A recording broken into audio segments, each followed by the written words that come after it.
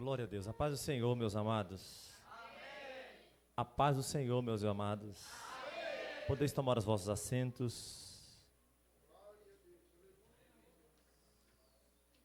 Queridos, nós estamos felizes de estarmos aqui nesta noite. E estamos aqui para adorar e bendizer o nome do Senhor. Aleluia. E é sempre bom voltar a esta casa. Vou repetir, é sempre bom voltar a essa casa. Aqui é o lugar dos crentes pentecostais. Tem algum pentecostal que veio aí nesta noite? Mas sempre que eu prego aqui, eu me sinto menos pentecostal que vocês.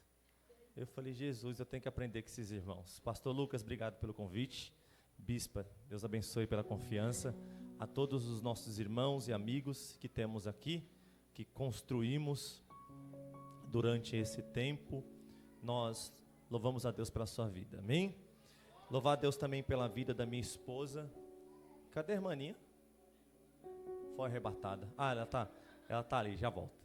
E também pela vida da missionária Raquel que nos acompanha. Nós estamos aqui, irmãos, para falar de Jesus. Mas antes disso, eu gostaria que você fechasse os seus olhos. Feche os teus olhos por um instante. Oh, glória a Deus. Oh, aleluias. Feche os teus olhos por um instante. O Deus que curou Naamã está nesse lugar. O Deus que usou, aleluia, o profeta Eliseu está nesse lugar. Oh, glória a Deus. Ele está aqui. Oh, glória a Deus. Nós estamos aqui é por causa dele. Nós estamos aqui para bendizer o nome dele, aleluia. E nesta noite você tem a oportunidade, você tem a chance, aleluia. Você que ainda não se conectou ao mundo espiritual, você que ainda não se conectou ao sagrado, há uma oportunidade sua ainda. Oh, glória a Deus. Oh, aleluia. Ainda existe uma oportunidade, ainda dá tempo. Nós não viemos aqui, aleluia, marcar um encontro com quem quer que seja. Nós viemos aqui para adorar e bendizer ao nome daquele que vive e reina para sempre. Aleluia, louvado seja Deus. E há uma presença envolvente em nosso meio. E há uma presença verdadeira, e Ele está aqui para curar, Ele está aqui, aleluia, para restaurar, Ele está aqui para ressignificar algumas coisas. Oh, glória a Deus.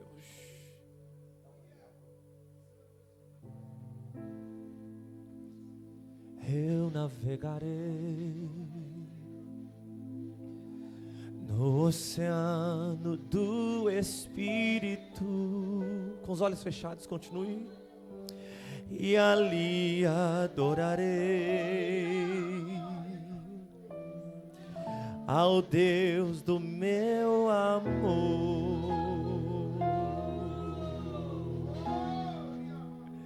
Eu navegarei no oceano do Espírito, e ali adorarei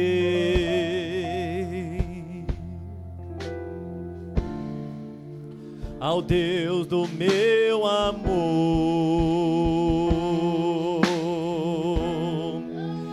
Espírito, Espírito, que desce como fogo. Oh, glória a Deus. Vem como em Pentecostes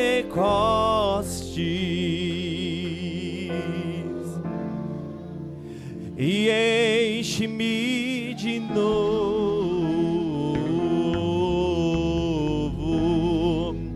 Espírito, que desce como fogo, que desce como fogo.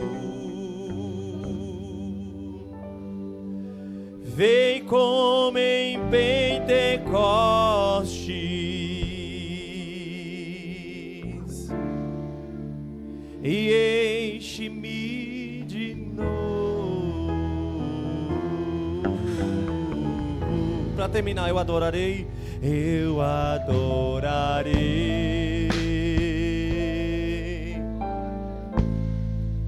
ao Deus da minha vida, que me compreendeu sem nenhuma explicação.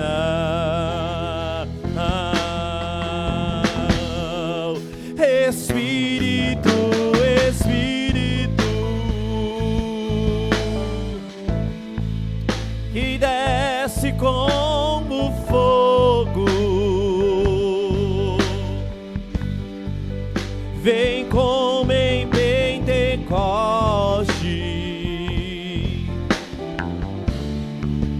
e enche-me de novo.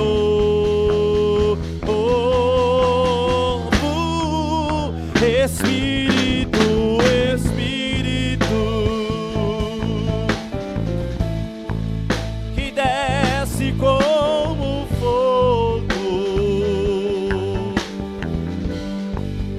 vem como em Pentecoste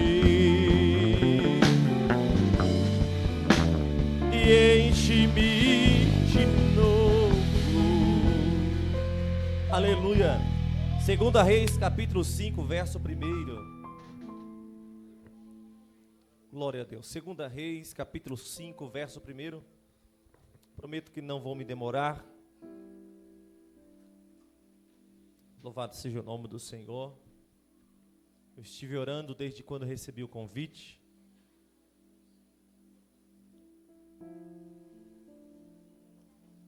Diz assim a palavra do Senhor. Todos acharam? E Naamã,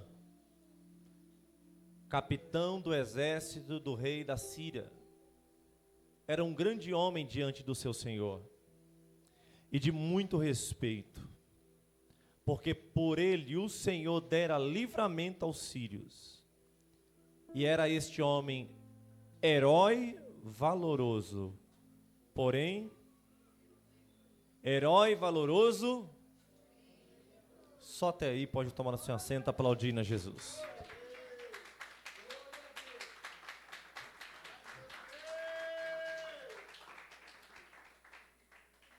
Queridos, como eu disse, quando me foi feito o convite para ministrar nesta noite, eu fui orar, buscar a Deus, pedindo a Ele um direcionamento. Pedindo o quê?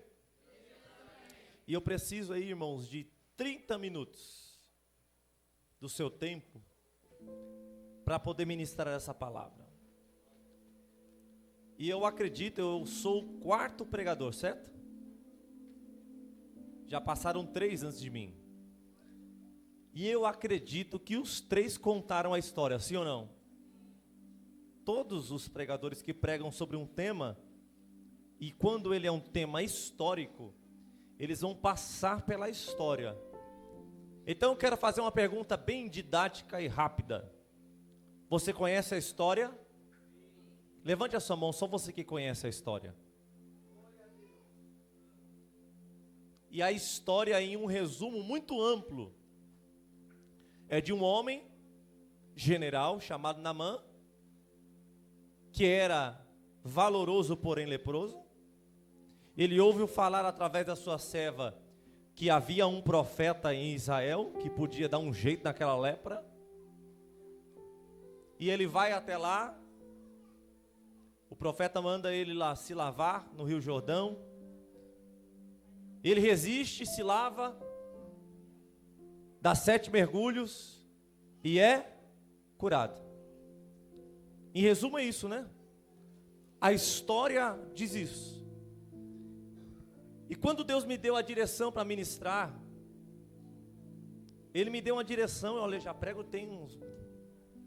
prego aí tem uns 23 anos, mais ou menos. Eu nunca ministrei desta forma, ou nessa perspectiva.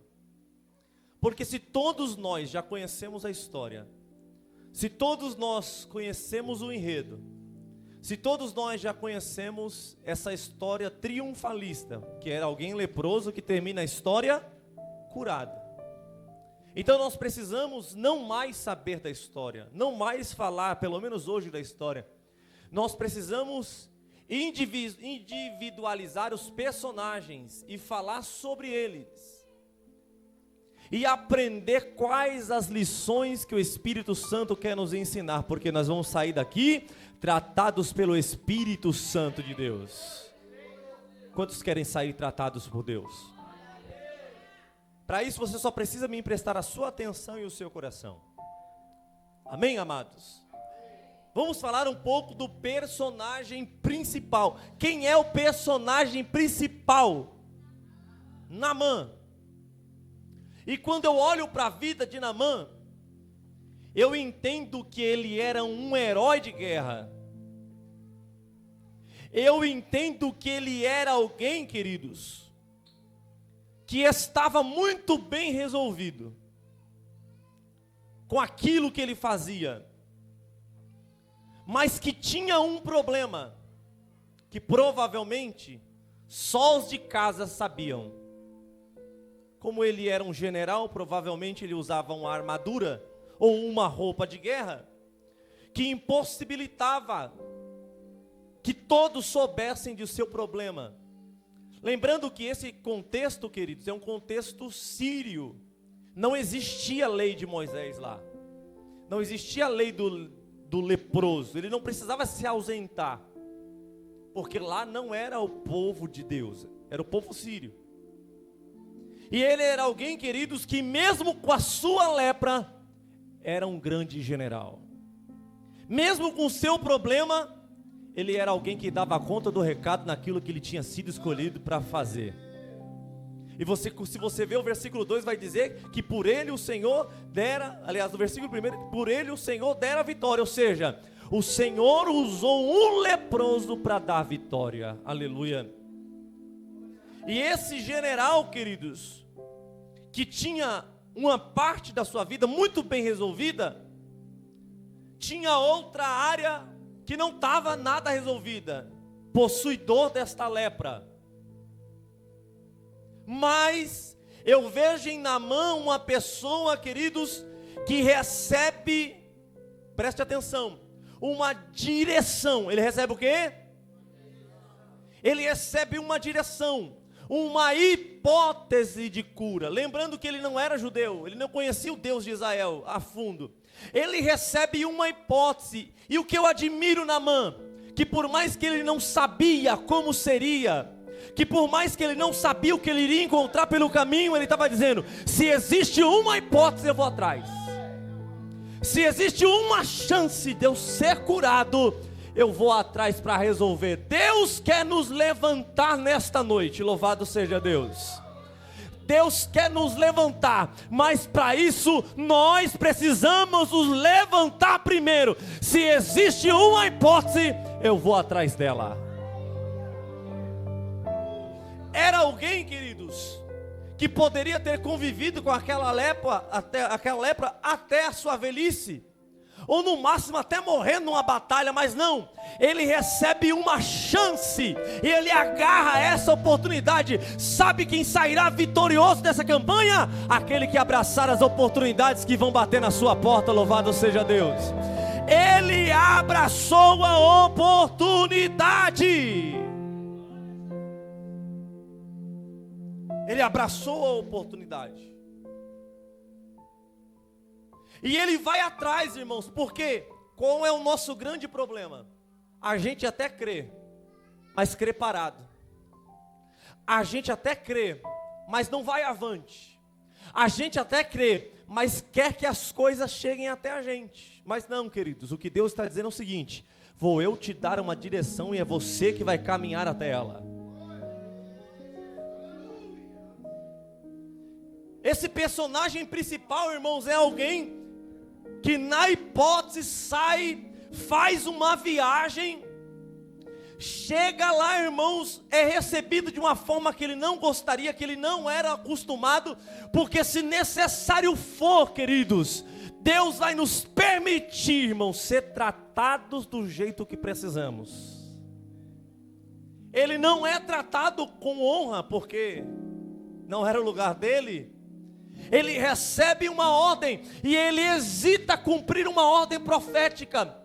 Mas mesmo assim, no final, ele abraçou a oportunidade, e aquilo que ele ouviu como ordem, ainda que era contrário ao que ele queria, ele foi lá ele veio lá e fez. Deixa eu dizer uma coisa nesta noite, queridos. Deus vai te mandar fazer coisas que você não quer. A gente jejua, mas fala que é bom, irmão, a gente passar fome, é bom? E pode perceber, irmãos, o espírito da miséria sai das pessoas quando a gente está de jejum. É ou não é? A pessoa nunca deu nem um bom dia, chega no jejum e fala, quer um croissant? Não é assim? Aí você fala assim, não, eu estou sem dinheiro, eu pago. Não é assim? Deus vai nos dar ordens que nós não queremos fazer. E para nós alcançarmos aquilo que almejamos, a gente tem que baixar a cabeça e fazer o que Deus está mandando. Você está recebendo essa palavra? É muito rápido, muito simples que eu vou pregar nesta noite. Eu olhei e vim meditando, vim pensando em Naamã. Esse cara é o personagem principal, determinado, mesmo em sua frustração, ele vai lá e faz, ele hesita no momento, mas depois obedece, e esse personagem tem um final feliz. Mas aí eu encontro outro personagem, o rei da Síria, E o rei da Síria, eu enxergo alguém que é soberbo. Que é o quê? Eu olho para o rei da Síria e enxergo alguém que, porque acha que está em uma posição de destaque, as coisas vão acontecer da forma que ele quisesse. E se tem uma coisa que Deus gosta de lidar em nós, é com a nossa soberba. Quando a gente é soberbo, Deus nos mostra o quão pequenos somos. O rei da Síria, irmãos, aleluia, louvado seja Deus, achou que por sua influência, achou porque é rei de um grande e general, porque naquela época os reis também eram generais. Por ser um grande general, ele poderia comprar a cura, ou ele poderia negociar a cura, e se esqueceu, irmãos, que com Deus ninguém negocia, louvado seja Deus, não é do aleluia, não é do nosso jeito, é do jeito dele. Ele, querido, louvado seja Deus, era alguém prepotente e soberbo, manda uma carta para o rei de Israel, dizendo, olha, estou mandando aí um dos meus generais, dá seus pulos e cura ele. O nome disso é carteirada. E eu olho para o rei da Síria, e eu vejo alguém que tinha autoridade, tinha poder, mas não sabia nada do mundo espiritual. Era carnal, não discernia, não tinha nenhum tipo de discernimento. Se ele conhecesse o Deus de Israel, ele sabia que não era dessa forma que deveria se colocar diante dele. Irmão, entenda que as coisas não vão acontecer do nosso jeito, as coisas precisam acontecer do jeito dele, aleluia. Você está disposto? Quem está disposto? Levante a sua mão comigo nesta noite. Você está disposto? Senhor, tem que ser do seu jeito, precisa ser do seu jeito, porque a gente é momentâneo, a gente só sabe o que vê agora, a gente não sabe o futuro, e por vezes Deus está nos livrando, aleluia, de coisas lá no futuro, e a gente está teimando. Deus está dizendo, vai ser do meu jeito. Deus está dizendo, vai ser da minha maneira, e do meu jeito vai ser perfeito. Quem acredita? Quem acredita?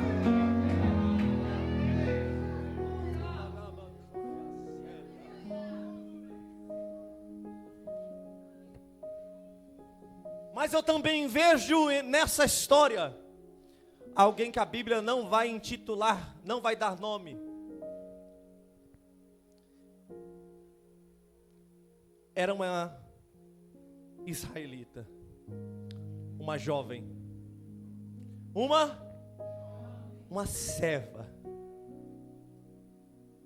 E alguém, preste atenção, quem mesmo em uma situação desfavorável, oh glória a Deus, em meio a uma situação desfavorável, preste atenção nisso, mesmo ela, aleluia, louvado seja Deus, em uma situação que não é agradável, porque ela é escrava de guerra, ela consegue, irmão, ser um grande instrumento nas mãos de Deus. Deixa eu dizer uma coisa, Deus quer te usar no meio do teu sofrimento. Deus quer te usar no meio do teu sofrimento. Quem foi que falou que Deus vai consertar tudo para depois te usar? Não, Ele vai te usar no meio da tua dor. O seu telefone vai tocar pedindo oração quando é você que precisa. Quando você estiver triste, sozinho, dizendo Deus me abandonou, vão te ligar e falar: ei, me manda uma palavra porque eu acho que Deus me abandonou. Deus vai te usar para abençoar, mesmo você estando desempregado, dizer aleluia. Deus é assim.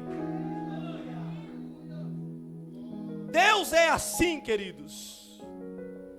Deus faz destas coisas. Ela está em uma situação desfavorável, escrava, mas mesmo assim ela se coloca na posição de ser um instrumento. De ser o quê? Eu quero ser um instrumento. Louvado seja Deus. Ela quis ser um grande instrumento. Mas eu também vejo que além de ela ser um grande instrumento, eu contemplo nessa menina alguém que mesmo sendo escrava, não culpa a Deus por sua escravidão. Oh glória a Deus. Ela não culpa. E eu te provo, porque se ela culpasse Deus, ela não tinha indicado o profeta. Então ela sabe que ela está naquela situação, mas não era por culpa de Deus, era um propósito de Deus. E quando ela vê que é um propósito de Deus, aleluia, ela está dizendo: eu estou vendo alguém sofrer, eu não posso ficar calada, aleluia. Eu estou vendo alguém sofrendo, eu sou remédio na casa de eu sou remédio na casa de aleluia. Podem até me chamar de escrava, podem até me chamar de serva, mas eu estou aqui para ser remédio, aleluia. Eu estou aqui para fazer a diferença. Eu estou aqui para fazer a diferença. Deus quer que você faça a diferença onde Ele te colocou, onde Ele te plantou, ainda que seja um ambiente de dor. É assim que Deus faz. Ela é alguém exemplar, escrava, serva, mas mesmo assim, um grande instrumento. Alguém que se preocupa até com aquele que é o seu Senhor.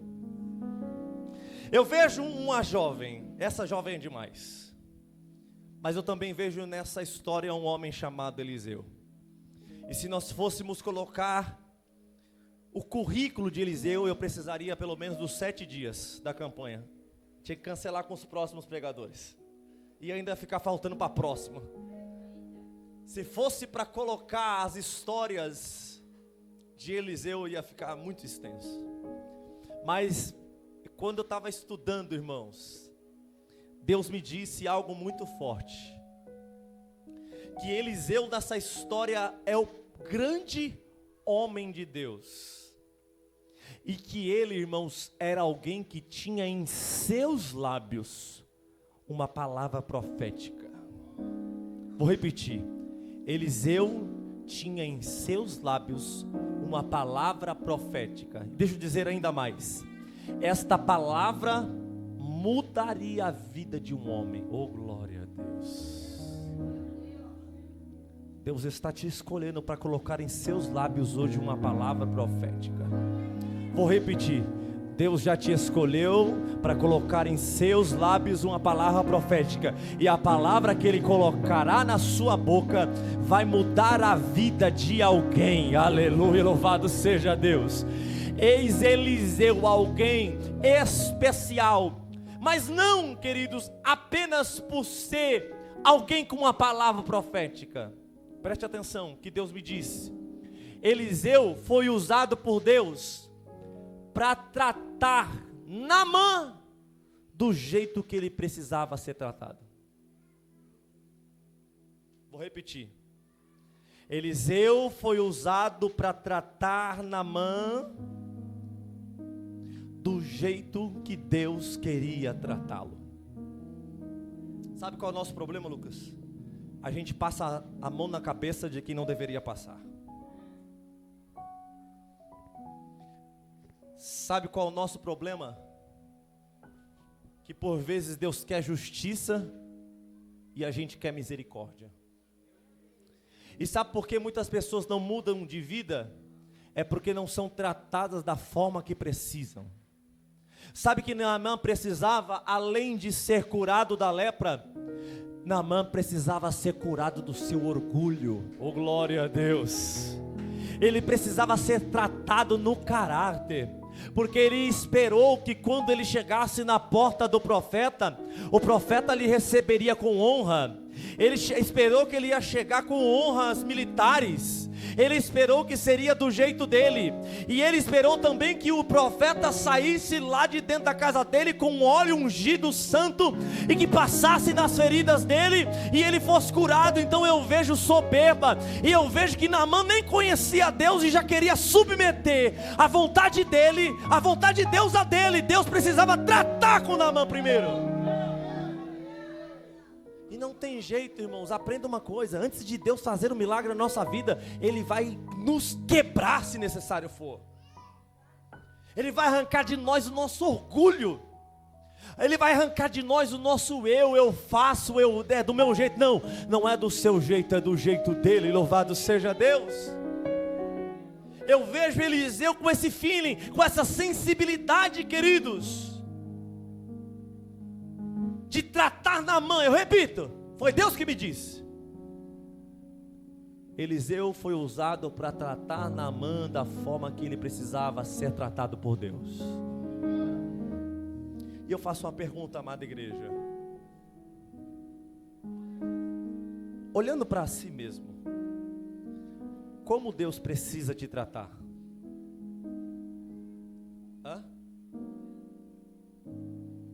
Seja sincero, como Deus precisa nos tratar? Com que tipo de tratativa Deus precisa nos levar? Porque Naamã precisava ser tratado dessa forma. Ei, não é do seu jeito. Vai lá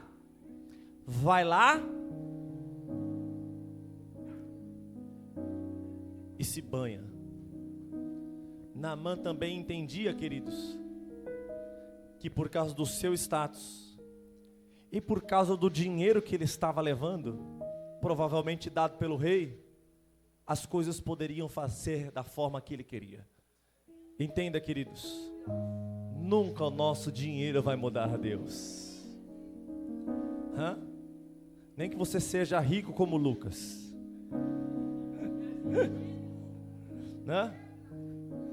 Pode ser milionário como ele. Não. Nunca, irmãos, entenda que dinheiro não muda Deus, e status social não muda Deus. Aleluia, louvado seja Deus. Posição: eu sou filho de ciclano, não interessa. Quando é Deus, aleluia. Ele vai fazer do jeito dele. A gente precisa entender, irmãos, e quando a gente vai de encontro a Deus, a gente tem que estar disposto a que seja do jeito dele, não do nosso. Mas aí, queridos, eu vejo também nessa história alguns servos de Naamã, e eles tiveram um papel muito importante, queridos, que foi o papel de aconselhamento. Foi o papel de quê? Quando Naamã recebe a notícia que era para se lavar no Jordão, e ele se enfurece dizendo: olha, a gente lá na minha terra tem rios muito melhores do que esse. Lá tinha servos que optaram por aconselhar. Mas agora me diga, irmão, cadê os casados aqui, os homens casados? Não, levante a mão, não fica com vergonha não. O que você faz quando sua mulher está brava? Hã?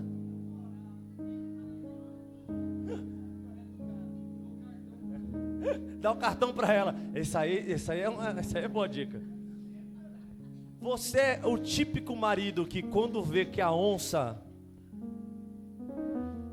tá brava, você deixa ela se aquietar? Ou você é daquele que já tá assim, você vai lá e cutuca a onça com vara curta? Hã? Tem que seguir a palavra: apartai-vos da aparência do mal. É nessas horas aí. Pega isso aqui, irmão. Deus está falando, tudo isso aqui que eu estou falando, Deus está falando comigo. Agora imagina, irmãos, que você viajou quilômetros da Síria até Israel, seguindo um homem leproso, na expectativa da sua cura. Ele chega para o profeta, irmãos, e o profeta nem recebe ele na porta, manda recado. Meu Deus. O Naamã está bufando. O Naamã está bravo. O Naamã está esquentado. O Naamã está dando meia volta. E esses servos, irmão, se fosse eu ia falar: o chefe está bravo, eu não vou falar nada para ele, eu vou seguir. Mas eles optaram a deixar de lado o estado de espírito do chefe, do general, e dizer: ô chefe, o senhor veio até aqui, deixa a gente é servo, deixa a gente te dar um conselho. Eita, glória a Deus. Eles resolvem, eles se importam. Sabe qual é o problema, irmãos? É porque às vezes nós temos o conselho de Deus nos lábios, mas não tem a coragem de entregar a quem precisa. Porque a gente olha para a cara dele: ah não, é muito bravo. Olha para a cara dela: não, essa irmã eu não converso muito com ela. Ah não, para a bispa, eu não posso aconselhar uma bispa. E quem diz que nós pastores não podemos ser aconselhados, irmãos? Tem coisa que só vai ver quem está na nave. Tá, glória a Deus. Eles ousaram abrir a boca, porque eles, aleluia, receberam a mesma mensagem que Naamã, mas entenderam ela de uma forma diferente, aleluia. Enquanto Naamã ouviu a mensagem dizendo: se lava lá, na cabeça de Naamã estava dizendo: é vergonhoso. Na cabeça de Naamã está dizendo: não é o que eu quero. Mas quando eles ouviram, eles estavam dizendo: isso é fácil de ser feito.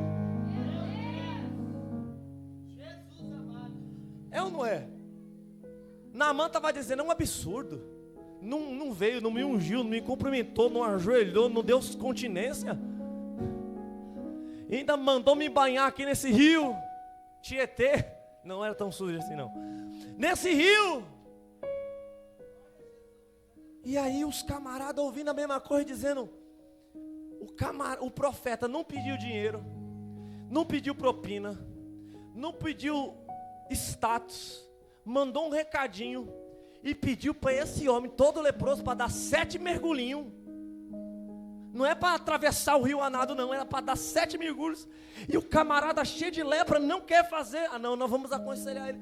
Porque tem gente que não entende que o que precisa fazer é muito fácil, porque ele está com a visão errada. Desculpa não ser tão pentecostal que nem vocês, irmãos, mas eu gosto de ser uma palavra, eu gosto de direcionar a palavra como Deus está mandando. Tem coisa que Deus está nos dando a ordem que é fácil de fazer, gente. E a gente fica batendo a cabeça, a gente fica fora do plumo de Deus por causa de coisa boba. 7 mergulhinhos, meu camarada. O que é 7 mergulhinhos? Tu vai voltar com o seu dinheiro, tu vai voltar com a tua pele restabelecida, tu vai voltar, não precisa fazer nada, é 7 mergulhos e vai embora. O que são 7 mergulhos para quem está leproso? Só que Naamã não via isso. E a gente que acompanha crentes, irmãos, A gente que acompanha crentes, a gente vai percebendo que tem coisas que são tão simples, que são coisas que a gente se perde, que são pequenas, e que estão nos impedindo de alcançar o melhor momento da nossa vida. Deixa eu dizer algo profético nessa noite, você recebe? Deixa eu dizer algo profético para você nessa noite. Deus, aleluia, louvado seja o nome dEle, Ele vai fazer coisas grandes na sua vida, quando você começar a obedecer às pequenas.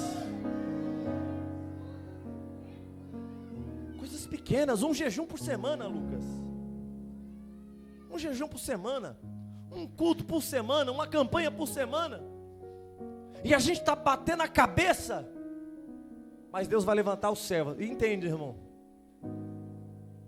Que o profeta cumpriu a sua visão, a sua missão. O profeta cumpriu? Palavra profética. Mas o aconselhamento não foi pelo profeta, foi pelo servo. Palavra profética do profeta, mas para aconselhar é com o servo. Ei, é bom a gente começar a dar ouvido a servos. Hã? É bom a gente começar a dar ouvido a servos. A gente que talvez não canta, não prega, é gente que talvez não rodopia, não pula, mas quando senta do seu lado está transpirando o Espírito Santo. E chega do seu lado e fala: deixa eu sentar aqui, me dá 5 minutos do seu tempo, oh glória a Deus. E através dessas pessoas, oh glória a Deus, aleluia, através dessas pessoas Deus vai nos direcionar, aleluia, e através dessas pessoas a nossa vida tomará outro rumo. Finalizo que o meu tempo está acabando. E por último, irmão, separei. Toda a história tem alguém que dá ruim. Tem ou não tem? E esse camarada não posso nem chamar de vilão, porque se teve alguém que ele prejudicou foi a si mesmo. Amém? E a Bíblia vai dizer sobre um homem chamado Geazi, ou em algumas interpretações, Geazi. Eu gosto de Geazi. Este homem, irmãos, teve um papel na história. Ele era servo de Eliseu. Imagina, irmãos. Lembrando que Eliseu era servo de... Você acertou. E você é música. É musicista. Brincadeira. Ei, olha só quem foi Eliseu, porque era servo de Elias. Geazi estava, preste atenção, sendo servo direto do maior profeta depois de Elias. Maior profeta do seu tempo. Há quem diga, irmãos, que Eliseu foi um homem que teve até mais habilidade de lidar com seus liderados. Isso é o exemplo de quando o lugar, a escola de profeta tinha ficado muito pequena, que já tinha muitos alunos, e que mandam e falam: ô profeta, ô Eliseu, já tem muita gente, a gente precisa crescer esse lugar aí. E quando vão cortar madeira, quem estava lá? Eliseu. Talvez Elias não teria ido. Elias era mais separado de seus liderados, e na verdade ele teve poucos. O mais próximo foi Eliseu. E o que a palavra vai dizer? Que este aí que tem a oportunidade, irmãos, de ser servo dos maiores profetas da Bíblia, ele estava no meio profético. Ele era servo de profeta, mas infelizmente não era profeta. Ele andava com o profeta, mas não era. E nem o seu papel primordial e principal ele fazia. Ele era só ser servo. Ele não servia como profeta e ele não servia como servo. E este Geazi se interessou pelo dinheiro de Naamã, porque Eliseu não recebeu. Porque se Eliseu recebesse, estava configurando que ele comprou. Quando ele voltasse para a Síria, que ele estava dizendo assim, ó, eu recebi a cura, mas deixei uma grande oferta lá. E você acha que Deus ia dar esse gostinho para Satanás? Porque o que ia ter de rico, doente, indo lá visitar com ouro, aí Eliseu estava perdido. Ele se interessa, irmãos. Ele se interessa pelo dinheiro.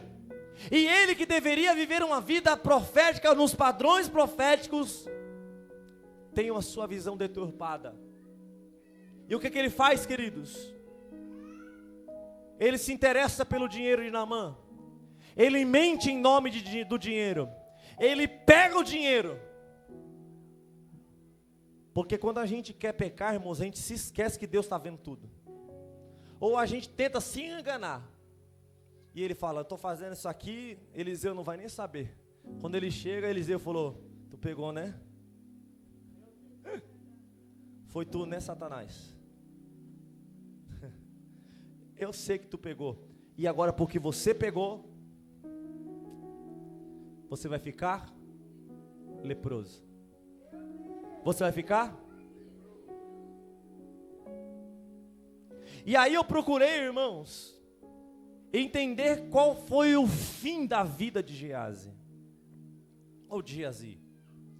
E o fim dele, irmãos, ele vai aparecer novamente na Bíblia Sagrada, apenas contando para o rei os feitos de Eliseu. E aí dá-se a entender entre os teólogos que Geazi nunca foi o profeta que deveria ser. Geazi nunca foi? Deixa eu dizer uma coisa, se os seus olhos não estiverem no seu chamado, você nunca será o que deveria ser. Estou pregando sério aqui nesta noite. Se os seus olhos não estiverem no Senhor, e não estiverem no chamado, e eu termino, você nunca será o que deveria ser. Ele estava sendo servo para ser profeta. A gente devia estar pregando sobre os milagres de Geazi, olha, e a gente ia falar como Deus foi com Elias, também foi com Eliseu, e quando Eliseu morreu, ele também foi com Geazi, mas porque ele colocou os olhos no lugar errado, irmãos, preste atenção, ele nunca foi profeta, e ele não mais serviu como servo de Eliseu, sabe por quê? Se ele nunca fora profeta, não valia a pena ficar do lado de profeta. Para que ser servo se ele nunca seria? E outra, lá onde ele estava já havia lei mosaica que proibia que um leproso habitasse perto dos outros, então ele ficou afastado. Então acredita-se que a história de Geazi terminou com ele sendo contador de história. Contador? Contador? Bispo, eu posso pedir para a igreja se levantar? Pode se levantar, igreja, por favor?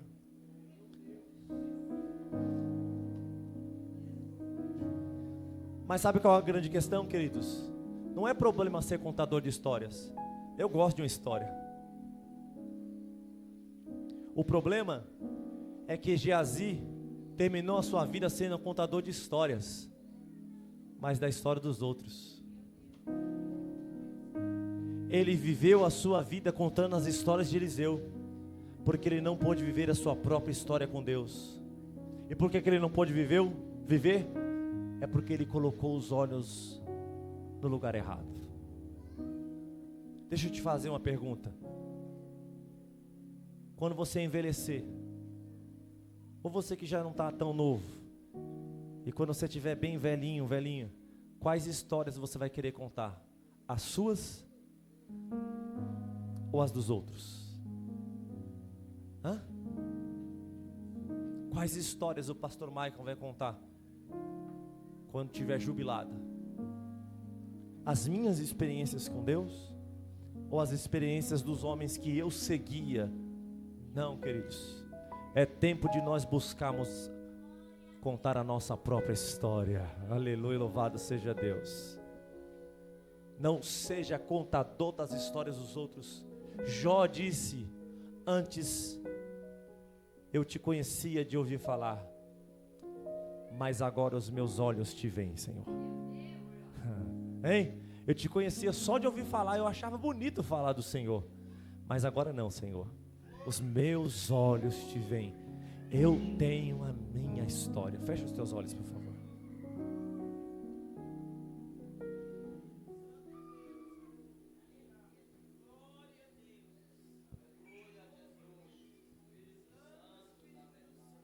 Senhor Deus,